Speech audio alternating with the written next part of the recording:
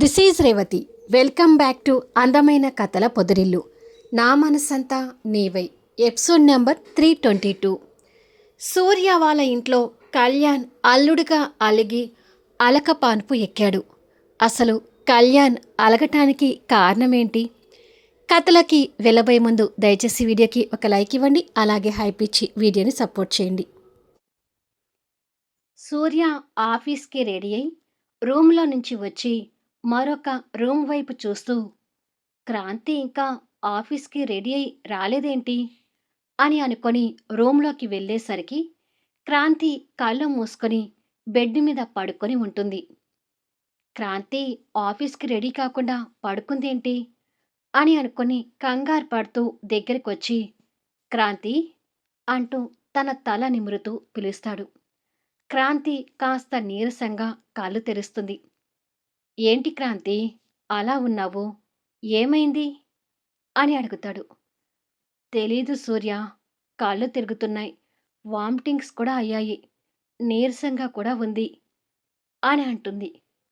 అవునా అంటూ తన నుదురు పట్టుకొని, జ్వరం ఏమీ లేదే, ఉండు డాక్టర్కి ఫోన్ చేస్తాను అని అంటాడు. కొద్దిసేపటికి ఒక లేడీ డాక్టర్ తన్ని చెక్ చేస్తుంటే పక్కన సూర్య కంగారు పడుతూ చూస్తుంటాడు. డాక్టర్ తన నాడి పట్టుకొని చూస్తుండగా, క్రాంతికి ఏమై ఉంటుంది డాక్టర్ అని అడుగుతాడు. కంగారు పడాల్సిన అవసరం లేదు సూర్య, గుడ్ న్యూస్, మీరు తల్లిదండ్రులు కాబోతున్నారు అని చెప్తుంది నవ్వుతూ. అది విని ఇద్దరు సంతోషంతో మొహాలు చూసుకుంటారు. ప్రెగ్నెంట్ లేడీ కాబట్టి కొంచెం జాగ్రత్తగా ఉండాలి క్రాంతి. నేను మెడిసిన్స్ రాసిస్తాను, అవి టైం టు టైం కరెక్ట్గా వాడు క్రాంతి అని చెప్పి డాక్టర్ మెడిసిన్స్ రాసి ఇచ్చి వెళ్ళిపోతుంది. సూర్య నవ్వుతూ తన పక్కకి వచ్చి కూర్చొని, ఆ రోజు ఆ పోలేరమ్మ తల్లి దగ్గర కోరికలు కోరుకుంటూ దీపం వెలిగించాను కదా, ఆ తల్లి నా కోరిక నెరవేరుస్తుంది అంటూ నవ్వుతూ చెప్పి తన నుదుటిన ముద్దు పెట్టుకుంటాడు. అది విని క్రాంతి నవ్వుతూ, అప్పుడు నీ కోరిక గురించి చెప్పినప్పుడు భయపడ్డాను, కానీ ఇప్పుడు సంతోషపడుతున్నాను అని అంటుంది. నిజంగా చాలా హ్యాపీగా ఉంది క్రాంతి. ఉండు, ఈ విషయం మీ పేరెంట్స్కి, అక్కకి, కళ్యాణ్ గారు, మోహన్ వాళ్ళకి చెప్దాం అంటూ ఫోన్ చేసి వాళ్ళకి కబుర్ చెప్తాడు.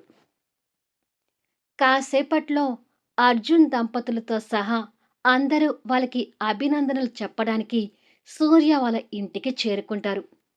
సూర్య వాళ్ళ ఇల్లు అందరితో కోలాహలంగా ఉంటుంది. శ్రేయ మళ్ళీ తల్లి కాబోతుంది అనే విషయం తెలుసుకొని ఆ సంతోషంలో ఉండగానే, మీరు కూడా ఫోన్ చేశారు సూర్య అంటుంది మైథిలి నవ్వుతూ. మీకు కూడా కంగ్రాట్స్ శ్రేయ అంటాడు కళ్యాణ్. థ్యాంక్ యూ కళ్యాణ్ అంటుంది శ్రేయ కూడా నవ్వుతూ. విజయ్, భాను, అర్జున్ దంపతులు కూడా వాళ్ళకి కంగ్రాట్స్ చెప్తారు. మేమిద్దరం తండ్రులు కాబోతున్నామని విశేషం విన్నాం కాబట్టి సూర్య, నేను కలిసి మీ అందరికీ పెద్ద పార్టీ ఇస్తాము అంటాడు మోహన్. మీరు పార్టీ ఇస్తుంటే తీసుకోవడానికి మేము కూడా సిద్ధం అంటాడు కళ్యాణ్. అయితే ఇవాళ నైట్ తాజ్ హోటల్లో పార్టీ కళ్యాణ్ గారు అంటాడు సూర్య. అవును సార్, మా పార్టీలో మీరందరూ ఉండాలి అంటుంది క్రాంతి. హ్మ్ అంటూ కళ్యాణ్ నీరసించిపోతాడు. ఏమైంది మెంటలోడా అంటుంది మైథిలి. ఏమైందా? నీ తమ్ముడు మరదలకి పుట్టబోయే పిల్లలతో త్వరలో మావయ్య అని పిలిపించుకుంటాను. కానీ నీ తమ్ముడు, నీ మరదలు ఉన్నారు చూసావు, ఏ రోజు కూడా బావా, అన్నయ్య అంటూ నోరారా పిలిచింది లేదు. కళ్యాణ్‌కి ఒక గారు తగిలించి మీ తమ్ముడు, సార్ తగిలిస్తూ మీ మరదలు పిలుస్తున్నారు. ఈ ఇంటి అల్లుడిగా నేను హర్ట్, నేను అలిగాను అంటూ అక్కడ ఉన్న సోఫాలో తిష్ట వేసి కూర్చుంటాడు కళ్యాణ్. వాళ్ళ ఇంటి అల్లుడు అలగటం చూసి సూర్య, క్రాంతి మొహాలు చూసుకుంటే మిగతా వాళ్ళందరూ కళ్యాణ్ మాటలకి నవ్వుతుంటారు. నిజమే, ఈ పాయింట్ కరెక్టే అంటాడు అర్జున్. ఎస్, కరెక్ట్, నేను కూడా కళ్యాణ్‌కి సపోర్ట్ చేస్తాను అంటాడు మోహన్. నేను కూడా అంటుంది శ్రేయ. మేం కూడా అని విజయ్, భాను కూడా అంటారు. మీరే కాదు, నేను కూడా నా మెంటలోడికి సపోర్ట్ అంటుంది మైథిలి. అలా అందరూ కళ్యాణ పార్టీలోకి వెళ్ళిపోయి సూర్య, క్రాంతి మాత్రమే మిగులుతారు. ఇదేంటి సూర్య, హ్యాపీగా పార్టీ అనుకుంటే ఈ ఇంటి అల్లుడు అలగటం ఏంటి అంటుంది క్రాంతి. కదా, నేను అదే ఫీల్ అవుతున్నాను అంటాడు సూర్య. ఫీల్ కావడం కాదు, మనమిద్దరం కలిసి పార్టీ ఇవ్వాలి అంటే కళ్యాణ్ కోరికలు నెరవేరాలి అంటాడు మోహన్. కళ్యాణ్ కోరికలు నెరవేరితేనే మేం కూడా పార్టీకొస్తాము అంటారు అర్జున్, సంజన. ఎస్, ఈ విషయంలో తగ్గేది లేదు అంటుంది మైథిలి. కళ్యాణ్ వాళ్ళ సపోర్ట్‌కి నవ్వుతూ సూర్య, క్రాంతి వైపు చూసి కళ్ళు ఎగరేస్తూ ఇప్పుడేం చేస్తారు అని అడుగుతాడు. కానీ కళ్యాణ్ గారు, నేను లాగోలు వేసుకునే దగ్గర నుంచి మిమ్మల్ని చూస్తున్నాను కదా! అప్పటినుండి కూడా మీరంటే భయముండేది. ఈ మధ్యలో మీ మీద కోపం, ద్వేషం కలిగిందనుకోండి, అది వేరే విషయం. కానీ చిన్నప్పుడు ఎలా అయితే మిమ్మల్ని రెస్పెక్ట్, భయంతో చూసానో, ఇప్పుడు కూడా మిమ్మల్ని అలాగే చూస్తున్నాను. మిమ్మల్ని పట్టుకొని బావా అని పిలవాలంటే కొంచెం ఇబ్బందిగా ఉంది అని అంటాడు సూర్య. సేమ్ నా ఫీలింగ్ కూడా అదే సూర్య. మొదటి నుంచి కళ్యాణ్ సార్‌ని సార్ అని పిలవడం అలవాటైపోయి, ఇప్పుడు అన్నయ్య అని పిలవాలంటే తొందరగా రావడం లేదు అంటుంది క్రాంతి. అయితే నేను అత్తగారింట్లో ఈ అలక పాన్పు దిగను అని ఇంకా స్టిఫ్‌గా కూర్చుంటాడు కళ్యాణ్. అయ్యో, నా మొగుడికి నా పుట్టింట్లో మర్యాదలు కరువైనవి. అయితే నీతో పాటు నేను కూడా అలుగుతాను మెంటలోడా అని మైథిలి కోపంగా చెప్పి కళ్యాణ్ పక్కన కూర్చుంది. అయ్యో, ఇదేంటక్కా, నువ్వు కూడా అలా మాట్లాడుతున్నావు అంటాడు సూర్య. నేను మాట్లాడేది కరెక్టే, మీరే తప్పు చేస్తున్నారు అంటుంది మైథిలి. మేం పార్టీకి రావాలో వద్దో త్వరగా నిర్ణయించుకోండి అంటాడు అర్జున్. ఇక తప్పదు సూర్య అంటుంది క్రాంతి సూర్యకి మాత్రమే వినిపించే విధంగా. అవును, తప్పేటట్టుగా లేదు అంటాడు సూర్య. అలా ఇద్దరు అనుకొని దగ్గరికొచ్చి, సరే బావా, ఇక నుండి మిమ్మల్ని బావా అని పిలుస్తాను అంటాడు సూర్య. నేను కూడా ఇక నుండి సార్ అని పిలవకుండా అన్నయ్య అని పిలుస్తాను అంటుంది క్రాంతి. హమ్మయ్య! ఇప్పుడు ఈ అల్లుడు అలక పానుపు దిగుతున్నాడులే అని కళ్యాణ్ లేచి సూర్యని హగ్ చేసుకుంటే, మైథిలి మరదల్ని హగ్ చేసుకొని, గారు, సారని పిలవటానికి మనమేమి పరాయి వాళ్ళం కాదు. బంధుత్వం ఉన్నవాళ్ళం. బంధాలకి, బాంధవ్యాలకి విలువ ఇవ్వాలి అని అంటుంది.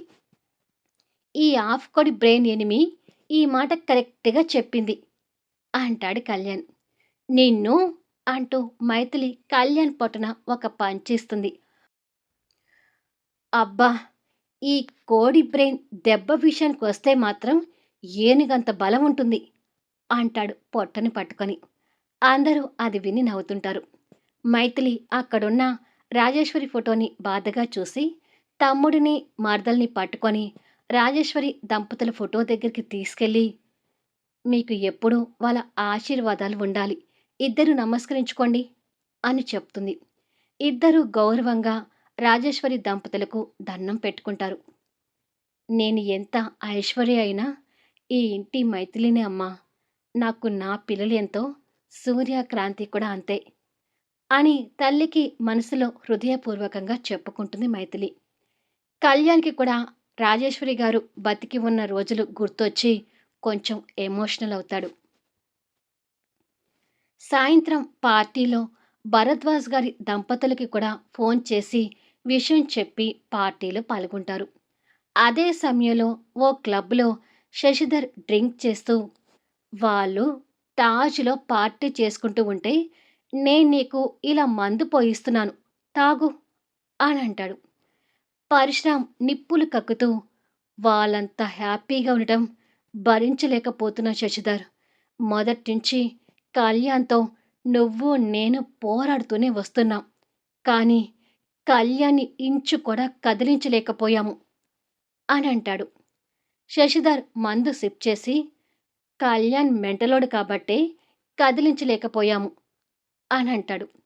అతను మెంటలోడని నాకు గొప్పగా చెప్తున్నావా అని అడుగుతాడు కోపంగా చూస్తూ. చూడు, ఇప్పుడు నువ్వు కళ్యాణ్‌ని ఏం చేయాలన్నా మళ్ళీ నువ్వు జైలుకి వెళ్ళాల్సి వస్తుంది అంటాడు శశిధర్. ఎందుకు వెళ్ళాల్సొస్తుంది? నేను అని తెలియకుండా ఏదో ఒకటి చేస్తాను అంటాడు పరశురాం. నీ కూతురి పెళ్లి నీ సంతోషంతో జరగలేదని ఆల్రెడీ కళ్యాణ్‌కి తెలుసు.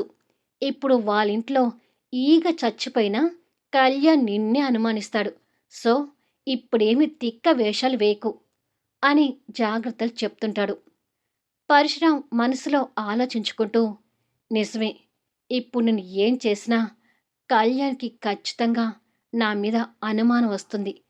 కొంత టైం తీసుకొని కళ్యాణ్‌కి జీవితంలో మళ్ళీ కోలుకోలేని దెబ్బ కొట్టాలి అని అనుకుంటాడు. నైట్ 10 అవుతుంటే మొక్కజొన్న పొత్తుల బస్తాల పక్కన ఈశ్వర్, జెస్సీ చాప మీద పడుకొని ఉంటారు. ఈశ్వర్ గురక పెట్టి నిద్రపోతుంటే జెస్సీ మాత్రం తన జీవితం అలా తలక్రిందులైనందుకు ఆలోచనలో ఉండిపోతుంది.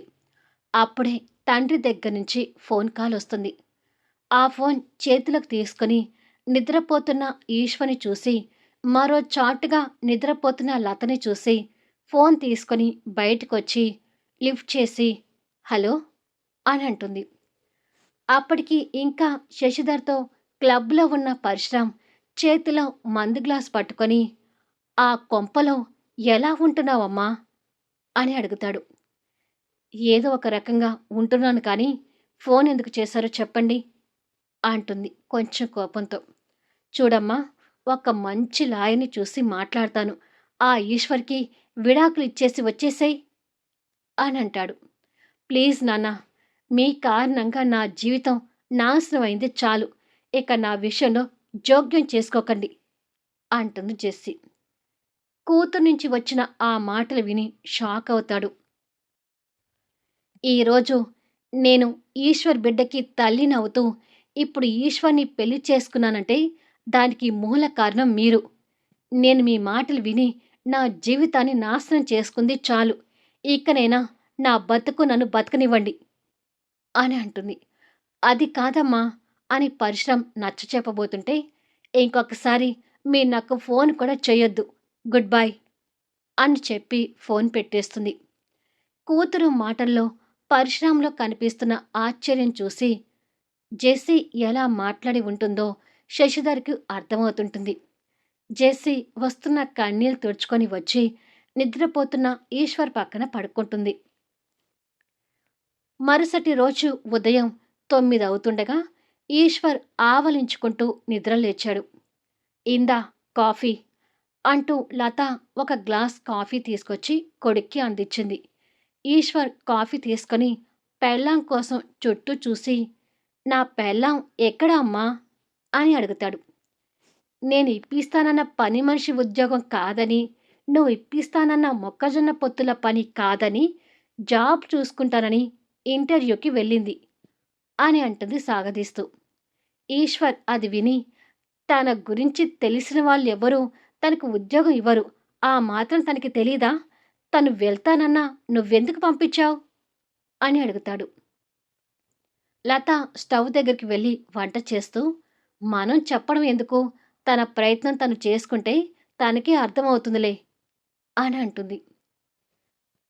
సాయంత్రం 4 అవుతుండగా ఈశ్వర్ మొక్కజొన్న పొత్తుల బండి రెడీ చేసుకుని జెస్సీ కోసం ఎదురు చూస్తుంటాడు. డీలా పడిన మొహంతో జెస్సీ ఇంటికి చేరుకుంటుంది. ఏమైంది, ఉద్యోగం దొరికిందా అని అడుగుతాడు ఈశ్వర్. లేదు అన్నట్టుగా తల అడ్డంగా ఊపుతుంది. మళ్ళీ నెక్స్ట్ వీడియోలో కలుద్దాం. కథ నచ్చితే దయచేసి లైక్ చేయండి, హైప్ ఇవ్వండి, మీ అమూల్యమైన కామెంట్స్ షేర్ చేయండి. Thank you for listening.